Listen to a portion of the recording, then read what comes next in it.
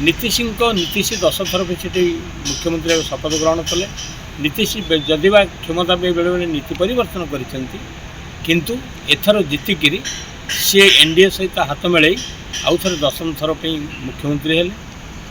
यही जो सफलता आज जिते सी ओडिशा आसिले एयरपोर्ट रे विपुल संबर्धना दिगला। जगन्नाथ दर्शन भी से पूरी गले एवं यह गोटे धर्मेन्द्र प्रधान जयन ओडिशा ओडिशा ओडिया पुओ हिसाब से सी जो सफल नेतृत्व नहीं सुपरिचालना कले दक्षता को प्रतिपादित करने सुजोग पाइले।